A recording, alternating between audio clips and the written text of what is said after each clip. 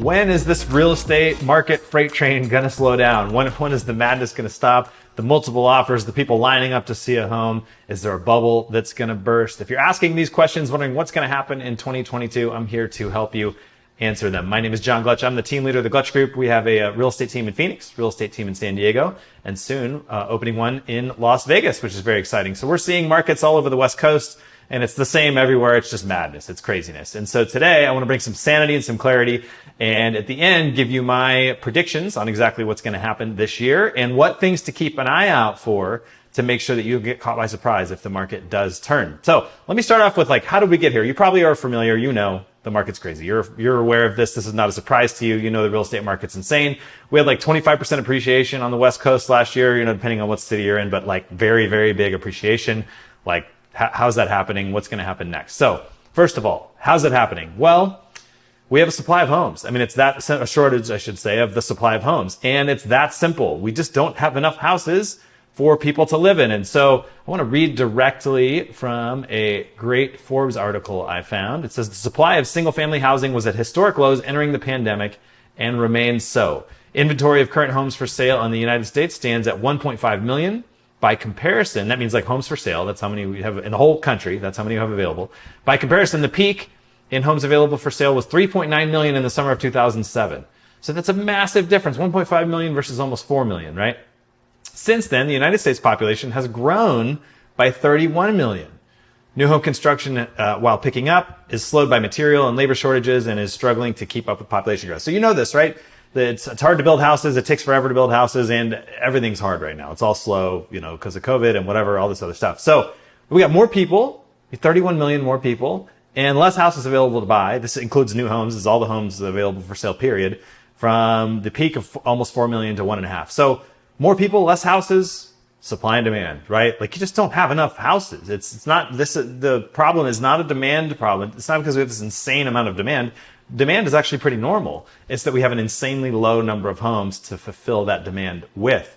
And that's a hard problem to solve. That's craziness. What happens when you have a supply demand issue like that, where you've got not enough homes and normal people not wanting to buy them, you're going to see prices go up. And so let me share a quick graphic with you right now on what that looks like in this market. Okay, so here is our Cromford Index as a predictor of future annual appreciation. What that means is this black line right here that you can see, the solid black line, that's the Cromford Market Index. It is a measure of how hot the market is. It's one single number that tells you how hot the market is. It's super complicated how it gets created, but it makes life easy on us. If it's 100, that's a normal market. If it's over 100, that's a hot market. Below, that's a slow market. So you can see up here in the early bubble years, this is 2005. That first little peak you see is 2005-ish. And of course, home appreciation was going up and up and up and up. So you can see the black line peaks before the blue lines that are the little bar graph there. That's a home appreciation. That's how quickly homes are getting more expensive.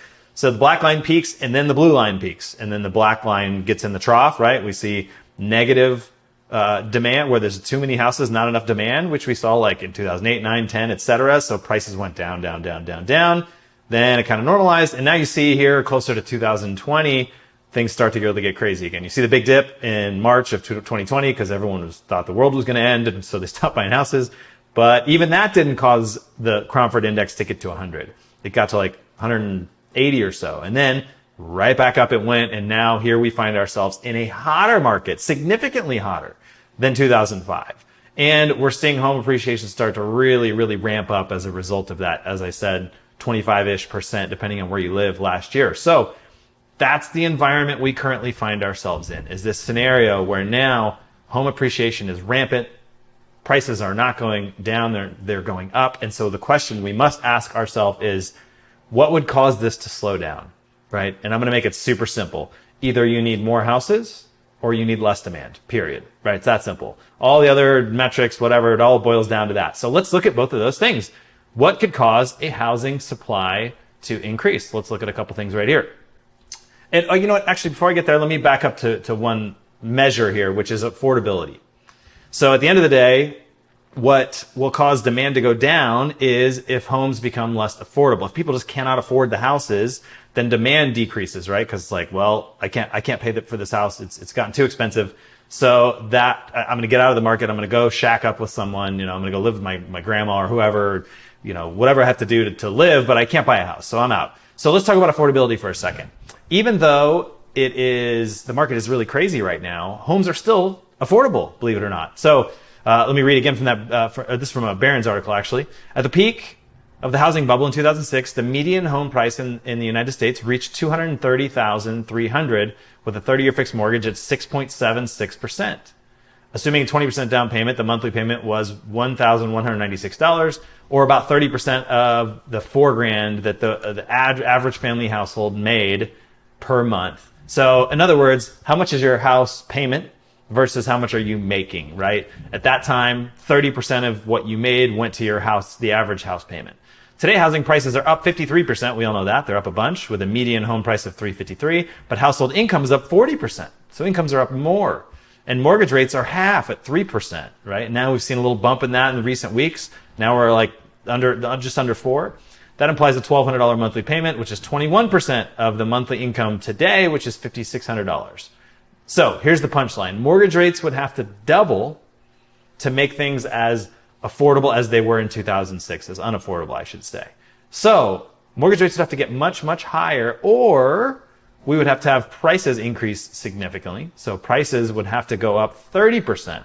So mortgage rates could double, or prices could go up 30%, and that is what it would take for affordability to decrease to what it was in 2006. So we got a lot of room left to run. Like, this is not stopping tomorrow. Like, interest rates are not going to double tomorrow. Home prices are not going to go up 30% tomorrow. And the reality is the income level that people have is continuing to grow, which makes houses more and more affordable. So even though it seems like really, really crazy how things are right now, it's actually not. Things are not that unaffordable, surprisingly, when you really look at the statistics. So what would have to change to get the market to swing one way or another? Well, let's talk about supply. Are there going to be some magical number of homes that all of a sudden enter the supply? Like now, lots more properties available for sale. Well, okay, let's talk about that. Where might they come from? First of all, building houses, which is happening, right? Builders are in the game, no doubt about it. They figured out there's money to be made and they're going for it. But that takes forever. Houses are not fast to get built, right? This is not going to fix overnight. And while home builders are building more houses, more people are being born, incomes are going up, right? So you have two competing forces there. So that doesn't solve things very quickly. And we're starting to see some of this for sure. Like in San Diego, for example, they just passed a new law where now you can build all these extra ADUs, they call them accessory dwelling units, all these extra homes on your land and rent them out to everybody. So density is going to increase, right? People are going to, live in smaller homes and more small homes are going to get built, and that'll help some of the supply for sure. We're going to start to see that.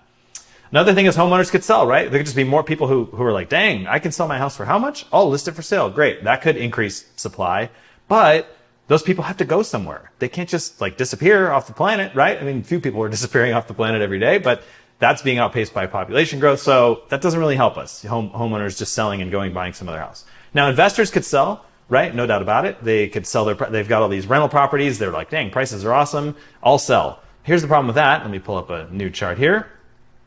Here's rent. And this is in Phoenix, but it's the same nationwide. Rents have gone up a lot. And this is one of the weird things we saw in the bubble is rents were actually going down while prices are going up, which is a problem. We see that's not what's happening now. We see that rents are going up along with prices, which is how a normal market functions. Yet another sign that we are not in a bubble. So why would an investor sell a property that they get to raise rent every year, and the home's appreciating every year? There's not a lot of incentive to sell that property. People will have to live somewhere. If they're not buying, they're renting, which makes the rental demand even higher, and landlords are making more money. I know I'm buying rental properties even now, and we're doing great. They're fantastic. In fact, we just got hired by a great hedge fund connection that we have, and they're buying 60 houses a month to rent out. You're going to keep them and rent them out, right? So investors, very smart investors, are looking at this as an opportunity to buy. I do not anticipate these hedge funds, these big investors selling these properties anytime soon. What are they going to do with the money? Put it in the stock market, which is super erratic right now and crazy. The reason they're wanting to be in houses is because it's much more predictable and much more stable in general. So I just don't see investors getting in the market at mass, right? I just don't see that happening. But demand could cool, and I think it will. And this is the answer. I talked about affordability a second ago. Affordability will get worse over time. There's no question about it. I don't think interest rates are going to double. I think the Fed will do what they have to do to keep interest rates under control. But I do see, prices, of course, are increasing. I think we're going to see another 25% year this year. And as I said earlier, we need prices to get about 30% higher for affordability to start being a problem. And that's going to happen. I think at some point we're going to start to see that. When? Well, here's my prediction.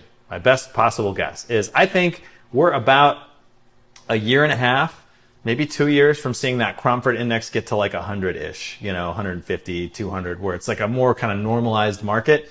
And maybe 3 years from getting it to 100. And between now and then, I think prices are going to go up 40%. I think we're going to see a heck of a run in real estate, and I don't think it's going to slow down anytime soon. So what does that mean to you? Well, it means if you've been waiting to buy, and unfortunately this is happening to more and more people, you're going to get priced out of the market. I know it's bloody right now. I know it sucks. Going out there trying to buy a house right now is very, very hard, but you have to do it. Oftentimes in life, the things that bring us the most value are the things that are the hardest to do, the hardest to execute on. So I want to encourage you, if you've been on the sidelines, if you have a friend, family, I've called some family members lately, some friends, and said, hey, who are just waiting. Like, dude, don't wait. There's no bubble. You can't find any credible, voices in the media who are saying there's a bubble. The fundamentals are all solid. Let's get you in a house. I'm afraid you're going to get left behind. You're going to be waiting around a year, and now houses are 20% more. And you're just priced out of the market, right? I don't want that to happen to you. I want you to be in the game, riding the wave of appreciation instead of getting destroyed by the wave of appreciation. So get in the game. If you own houses, I would hang on to them. Like, why would you sell a property that you can rent for more and more every year, that's appreciating more and more every year? I think it's a fantastic time to own homes. It's great. Now, if you need to sell, you're moving to a different area, you want to move up to a new property, etc. Great. Absolutely. I sold a house last year, a couple houses last year, put the money in places that made more sense for me to be, and I'm super thrilled we did that. So there are some reasons to sell, but if you don't have a good reason to sell, why not hang on to your property? So that is my advice. That's what's happening in the market, in my opinion. Would love to hear your thoughts. And please, I make this request every time. If you know of any great advice, anyone saying the market's going to crash that kind of makes sense, send it my way. I don't know what I don't know. Bubbles are very hard to predict. And I would love to hear some voices that are saying opposite me. I don't want to have my head buried in the sand. So send them my way. But so far, I have yet to have anyone take me up on that offer with anything that's worth even considering. So let me know. And in the meantime, enjoy that appreciation. Or if you're a home buyer, let's get you in the game and get you a property. Thanks so much and have a great day.